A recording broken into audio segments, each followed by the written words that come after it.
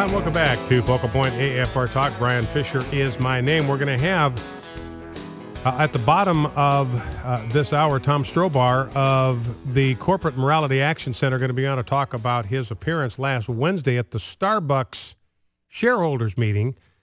And you will definitely want to stay tuned for that interview coming up at the bottom of the hour in about 15 minutes from right now, because the CEO of Starbucks basically says to Christians, basically says to people that believe in natural marriage, hey, we're committed to diversity, by which they mean monoversity, because there's no room in their understanding of diversity for people that believe in natural marriage.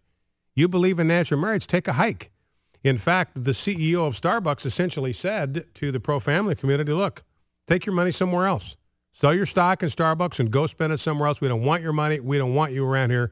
This is where we're going. So you'll want to hear my conversation with Tom Strobar at the bottom of the hour, where he talks about his personal experience in going to the shareholders meeting and confronting the CEO of Starbucks with their commitment not to sexual diversity, but to sexual perversity. Now, got an interesting thing kind of going on right now. I'll just kind of mention this in passing. It just kind of cracks me up.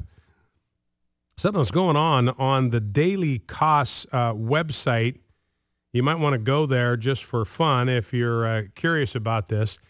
We got March Madness going on. I hadn't watched any March Madness up until last night. None. Not a game, not 30 seconds worth of action had I watched. And last night, we have Debbie and I are involved in narrating our Easter pageant for the church that we go to. And so we had rehearsal yesterday afternoon for the pageant. We got home, and I just decided, well, I'm going to open up CBS Sports and just kind of check out, see if I can get some information on what's happening today. And I discovered that on CBS Sports website, you can stream every game of the tournament live. And you can bounce back and forth. If you get to halftime of one game, you can flip back to another one. So you essentially have a portable man cave here with your laptop. You can take that anywhere. You can take it out on the deck. You can take it into the garage. You've got a portable man cave where you can sit there and you can watch the NCAA. You can watch March Madness in HD. So it was pretty cool. So I spent a good part of the evening with my first exposure to March Madness. Watched Florida Gulf Coast. That's fun. They're going to be fun to track. They, of course, the Cinderella team, the underdog team, the first 15 seed to make it into the Sweet 16. So everybody's going to be watching Florida Gulf Coast, and I'm going to count myself with them. I typically do not have a team that I pull for in the Sweet 16. If Stanford's in there, I'll pull for them, but their program has been down, so I just haven't really had much of a reason to cheer for particular teams. So I just like to find the underdog, the Cinderella team, and pull for them. Always root for Gonzaga, and, of course, they're not a Cinderella team any longer. They're rated number one team in the country for a while this year. Got a number one seed in the tournament, and, of course, they're out, so the Bulldogs aren't around to be the Cinderella team. So I'm picking up on Florida Gulf Coast, the Eagles. I just love to watch the way they play, just free-spirited and kind of freelance and kind of ad hoc basketball. You just got the impression the coach rolls the ball out on the floor and says, all right, boys, go get them. But they have a lot of fun. It's a really exciting up-tempo kind of game that they play. Anyway, I forget where this was that I came across this, but it turns out that the Daily Cost is running the Republican March to Madness tournament. So they've got their own tournament that they are running, the Republican March to Madness, and they've got a bracket of 64 people that they've matched up head-to-head. So they've got them seeded and everything. You got a 1 seed all the way down to a 16 seed, and I'm opening up their chart here. They've got the whole March to Madness bracket of 64. Now here is the thing that just cracks me up. Turns out I'm in the field for the Daily Cost. I am a number 15 seed in this Daily Cost Republican March to Madness tournament. Now, that means in my first round matchup, I'm matched up with a number 2 seed, which in this case is my Huckabee. So first round of the Republican March to Madness tournament on the Daily Cost website, I'm matched up with the number 2 seed, my Huckabee, and you get to vote for who you want to go to the next round, and I'm just getting completely blitzed, ladies and gentlemen. I have to tell you, right now, at last I checked, Mike Huckabee had 2,061 votes, and I only had 850 out of 2,915. So I am going down in flames. I'm down right now to Mike Huckabee in round one of the Republican March to Madness tournament, 70-29, getting absolutely hosed. Now, they've got 4 different brackets, and I'm in the bracket called the Theocons. You've got another bracket of 16 that are the right-wing media elite. Then you've got the Tea Party group, and then you've got the Republican establishment. Now, some of these first-round matchups are already over. For instance, my good friend Tony Perkins in the Theocon bracket defeated Phil Gingrich 68-32, so he has already advanced to the second round. Rick Santorum, who is the number 1 seed, knocked off Bill Donahue of the Catholic League, knocked him off 86-14, so Rick Santorum has already moved in to the second round. Richard Murdoch is in the second round. Bobby Jindal defeated Maggie Gallagher 63-37, so he's already advanced. And now I'm looking at the chart, and I have officially lost to Mike Huckabee 67-33, so I'm out of the tournament. Mike Huckabee has advanced to the round of 16. He's going to be going up against Pat Robertson, who defeated Todd Aiken 66-34. So this is late-breaking information. I didn't realize that my game was over. I'm out. I'm gone. I'm toast. Ain't going to be no Cinderella story for yours truly in the Daily Cost Republican March to Madness tournament bracket. First round game is over. I have officially been hosed by Mike Huckabee in the first round, a number 2 seed, 67-33. Wasn't even close.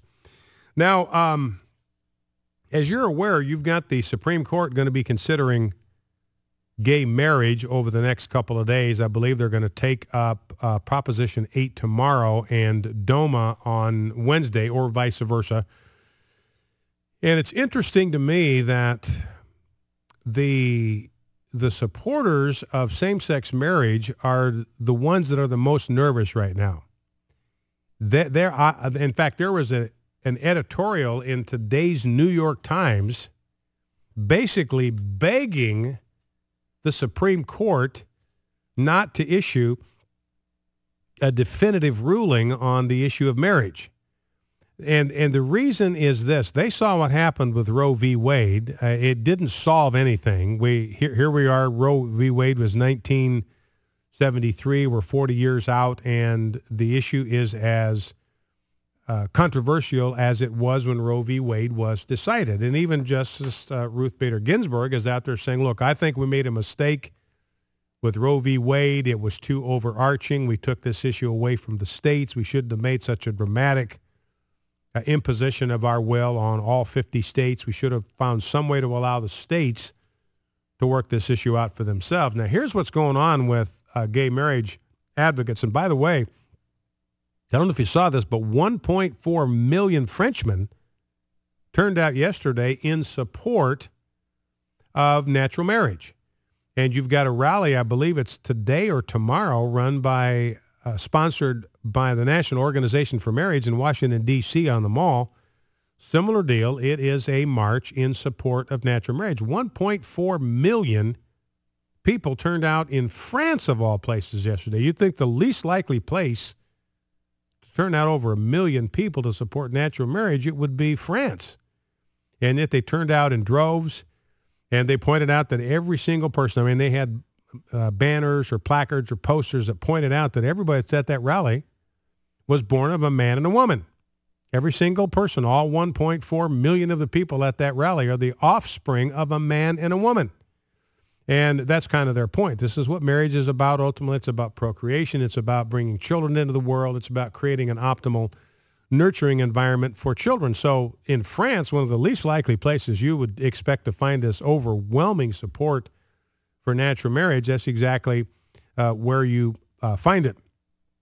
I was heading somewhere with all this, and now I have absolute. Oh, I know.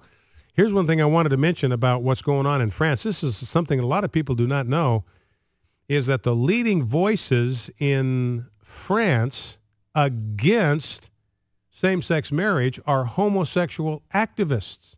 Some of the most powerful voices, the loudest voices, the most articulate voices, the most assertive voices making the case against same-sex marriage are homosexual activists. And some of these homosexual activists have grown up in same-sex households, and they're out there saying they are leading these marches. They are speaking at these marches. They are rallying, even though they themselves are homosexuals and unrepentantly so. They are out there leading the effort to resist the imposition of same-sex marriage in the country of France. And they say, look, the reason that we are opposed to same-sex marriage is one reason and one reason only, and that is children. We believe, we know, it's been our experience, it's our considered judgment that every child needs a mother and a father.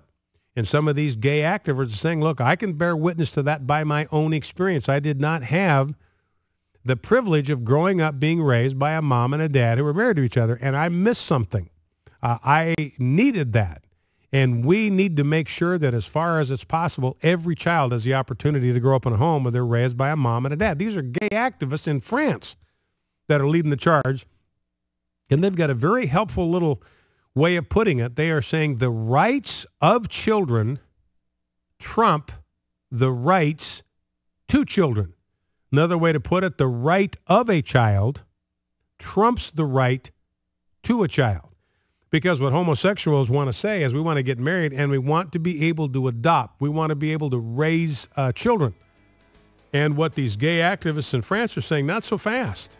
Your right to a child, whatever right you think you have, that does not outweigh, it does not overcome, it does not trump the right that every child has to be raised by a mother and a father. Your right to a child does not trump the right of a child to be raised by a mom and a dad who are married to each other. Anyway, New York Times out there with an editorial today begging the Supreme Court to issue a very narrow ruling because what they see is they feel like the tide of culture is with them now, and they're afraid if the Supreme Court upholds Proposition 8 and makes some kind of sweeping declaration that states have the right to decide this for themselves, it's going to set back the cause of same-sex marriage by years. So they want the Supreme Court to go easy. Focal Point AFR Talk.